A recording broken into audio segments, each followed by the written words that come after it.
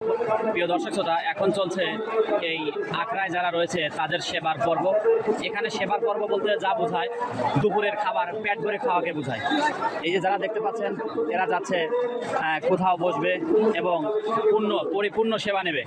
আর পরিপূর্ণ সেবা বলতে যা বোঝায় পেট ভরে খাওয়া, তাই তো? পরিপূর্ণ সেবা বলতে পেট ভরে খাওয়া।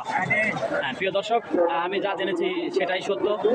আপনারা দেখতে পাচ্ছেন ওই যে একেবারে গেটের সামনে প্রচুর ভিড়। যারা খাবে তারা ভিতরে আসছে, আর যারা খাবে না তারা চলে যাচ্ছে বাইরে।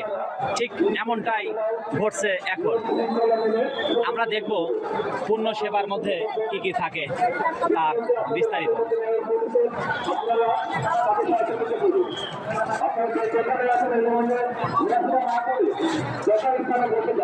যারা সেবা দিতে ইচ্ছুক তাদের শৃঙ্খলাবদ্ধভাবে বসার জন্য বিশেষভাবে অনুরোধ জানাচ্ছি। আর যারা সেবা নেবেন না, দয়া করে আপনাদের কাছে অনুরোধ, আপনারা ঘণ্টাখানিকের জন্য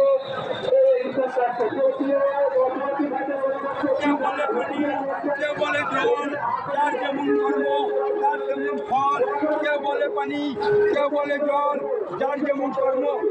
শোনেন বাবা, আপনি তো অনেকগুলো কথা নিয়েছেন, তবে যেটাই আল্লাহ খুশি হবে সেই হিসাবগুলো যেন আল্লাহ আপনার মধ্যে দেখায়, তাহলে আমিও খুশি হব, আল্লাহও খুশি হবে।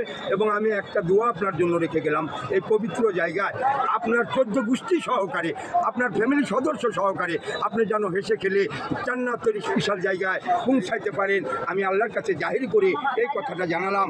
তবে আসল হল মানুষের কর্মফল। এই যে মানুষ কত দল নিয়ে কথা বলে, কয়টা দল নিয়ে এসেছি আমরা বলেন তো বাবা? সত্যর উত্তর দিবেন কিন্তু। একটা, আমরা যখন পৃথিবীতে এলাম তখন আমরা কয়টা দল বানাইছি? দল তো ছিল একটাই। সেই দলের আসল নাম আগে হলো আল্লাহ, তারপরে হলো মা আর বাবা। এর থেকে বড় পরিচয় কিন্তু আর ছিল না। তারপরে হলো মন গুণে ধন, কর্ম গুণে ফল। যে যেমন কর্ম করে তার তেমন ফল দেয়। আন কথা নিয়ে মান করা ভালো নয়, অর্থাৎ কুকথায় কান দিও না, ফালতু কথায় জড়িত হয়ে আল্লাহর সম্মানকে নষ্ট করে দিও না, তাহলে আল্লাহ খুশি হবে। এবং ভুলের মাসুল যে ভুল করে তাকেই দিতে হয় বাবা।